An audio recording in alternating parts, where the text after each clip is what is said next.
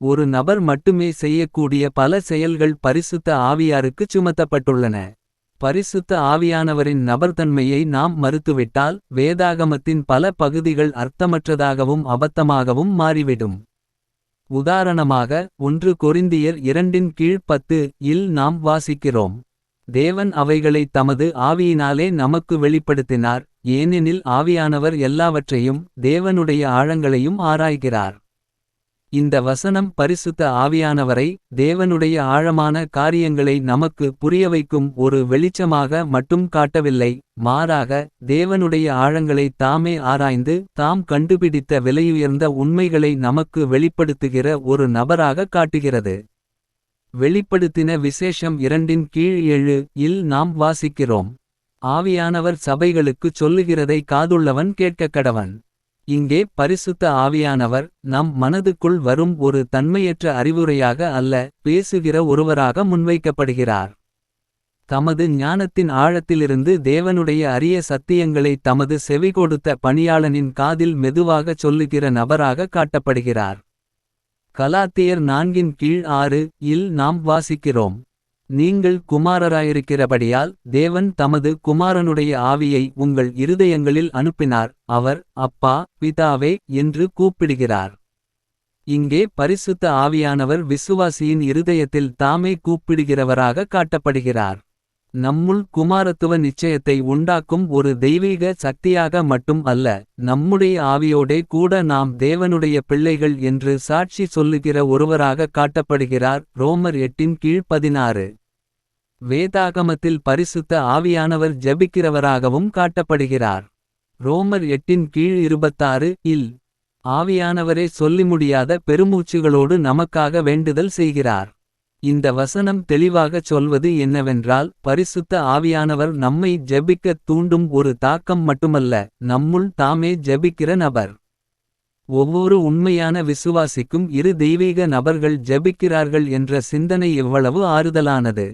ஒருவர் இந்த பூமியில் நடந்து சென்ற, நம்முடைய சோதனைகளை அறிந்த, நம்முடைய பலவீனங்களை கருணையுடன் உணருகிற, இப்போது பிதாவின் வலது பாரிசத்தில் நமக்காக எப்போதும் பரிந்துரைக்கிற இயேசு கிறிஸ்து எப்பி.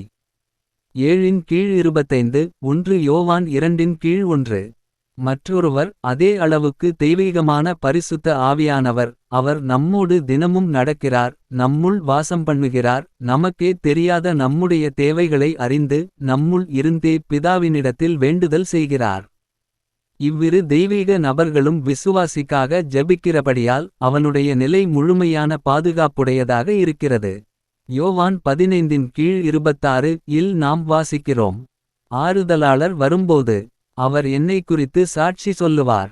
இங்கே பரிசுத்த ஆவியானவர் கிறிஸ்துவைப் பற்றி சாட்சி சொல்லுகிற நபராக காட்டப்படுகிறார். விசுவாசியை கிறிஸ்துவுக்குச் சாட்சி சொல்ல வைக்கும் ஒரு சக்தியாக மட்டும் அல்ல, தாமே சாட்சி சொல்லுகிறவராக இருக்கிறார். அடுத்த வசனத்தில் விசுவாசியும் சாட்சி சொல்லுவான் என்று கூறப்படுகிறது. ஆகவே இங்கே 2 சாட்சிகள் உள்ளனர். பரிசுத்த ஆவியானவர் விசுவாசிக்குச் சாட்சி சொல்லுகிறார். விசுவாசி உலகத்திற்குச் சாட்சி சொல்லுகிறான். பரிசுத்த ஆவியானவர் ஆசிரியராகவும் காட்டப்படுகிறார். யோவான் 14:26 இல் பரிசுத்த ஆவியானவர் உங்களுக்கு எல்லாவற்றையும் போதிப்பார். யோவான் 16:13-14 இல் சத்திய ஆவியானவர் வந்தபின்பு அவர் உங்களைச் சகல சத்தியத்திற்குள்ளும் நடத்துவார். நெகேமியா 9:20 இல் உம்முடைய நல்ல ஆவியை அவர்களை போதிக்க கொடுத்தீர். இந்த எல்லா வசனங்களிலும் பரிசுத்த ஆவியானவர் ஒரு வெளிச்சமோ அறிவுரையோ அல்ல, தினந்தோறும் தேவனுடைய சத்தியத்தை நமக்கு போதிக்கிற தெய்வீக ஆசிரியர்.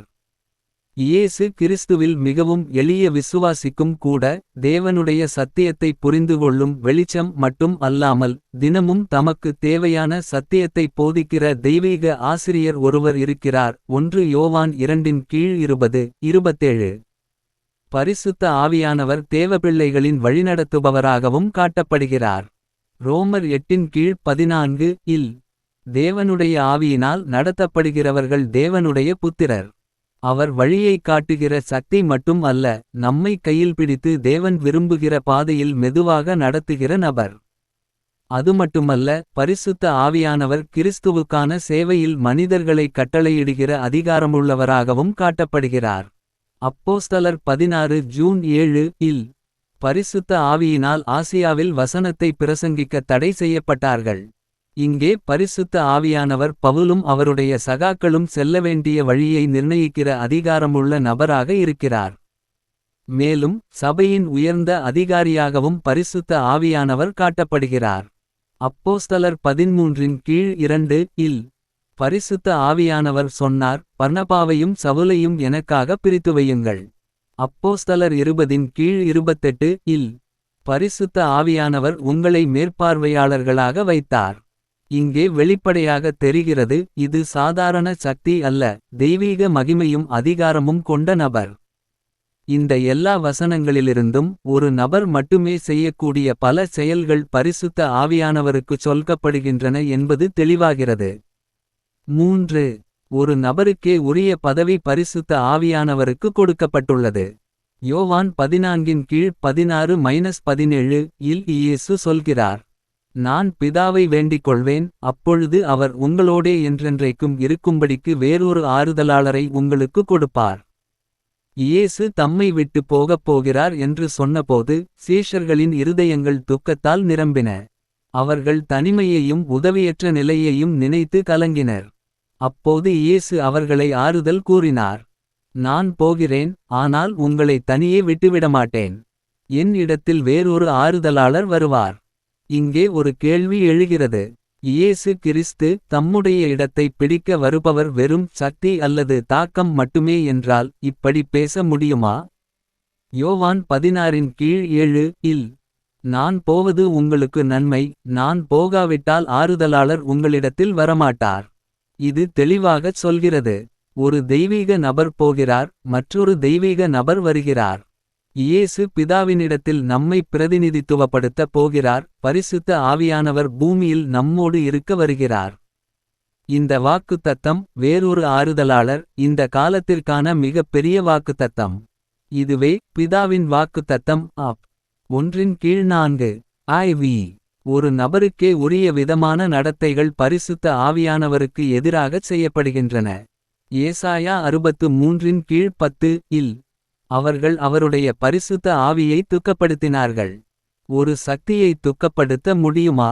முடியாது. ஒரு நபரைத்தான் துக்கப்படுத்த முடியும். எபிரேயர் 10 கீழ் 29 இல் கிருபையின் ஆவியை அவமதித்தான். ஒரு சக்தியை அவமதிக்க முடியாது, ஒரு நபரைத்தான் அவமதிக்க முடியும்.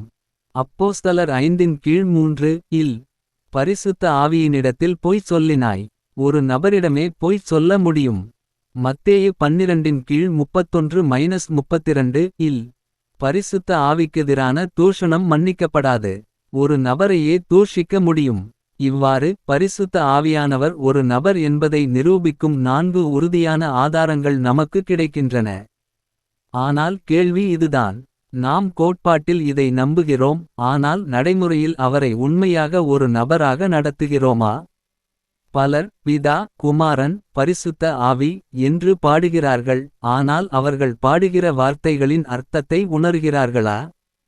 பரிசுத்த ஆவியானவரை இயேசு கிறிஸ்துவைப் போலவே உண்மையான நபராக, அன்பும் ஞானமும் வல்லமையும் உடையவராக, நம்பிக்கைக்குரியவராக, சரணடையத்தக்கவராக நீங்கள் அறிந்திருக்கிறீர்களா?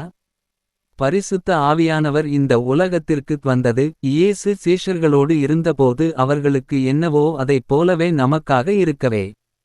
நீங்கள் அவரை அறிந்திருக்கிறீர்களா?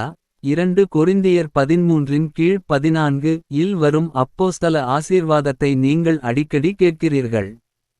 கர்த்தராகிய இயேசு கிறிஸ்துவின் கிருபையும் தேவனுடைய அன்பும் பரிசுத்த ஆவியின் ஐக்கியமும் உங்களோடிருப்பதாக. ஆனால் அதன் அர்த்தத்தை உணர்கிறீர்களா?